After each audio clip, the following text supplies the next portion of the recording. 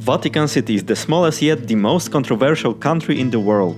It covers just about 0.49 square kilometers and serves as the spiritual and administrative center of the Roman Catholic Church. Vatican City exists primarily to guarantee the independence of the papacy from any national government. Credible estimates indicate that Vatican City, through the Holy See and related church entities, owns around 4,000 to 5,000 properties outside Vatican City, the vast majority of them located in Italy, especially in Rome. These include churches, offices, schools, hospitals, monasteries, and residential and commercial buildings, some of which enjoy extraterritorial status under the Lateran Treaty, meaning they are legally Italian soil but function as if they were Vatican territory. Papacy used offshore tax havens to create £500 million international portfolio featuring real estate in UK, France and Switzerland.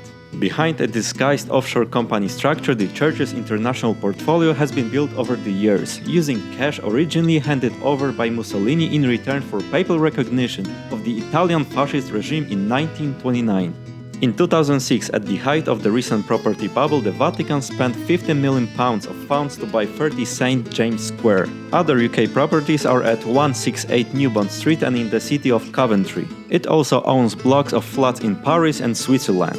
The surprising aspect for some will be the lengths to which the Vatican has gone to preserve secrecy about the Mussolini's millions. The St. James's Square office block was bought by a company called British Grolux Investment Ltd, which also holds the other UK properties.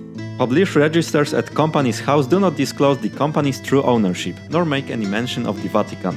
Instead, they list two nominee shareholders, both prominent Catholic bankers, John Verley, recently chief executive of Barclays Bank, and Robin Herbert, formerly of the Leopold Joseph Merchant Bank.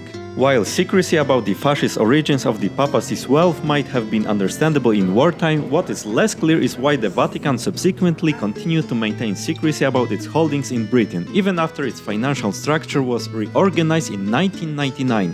Moreover, there are claims that some members of the Ustashi regime, the fascist government of wartime Croatia, moved money and valuables through Catholic networks while fleeing Europe after 1945. However, investigations have never produced documentary proof from the Vatican Apostolic Archive showing that the Holy See officially accepted, managed or benefited from money originated from Croatian criminal or extremist groups.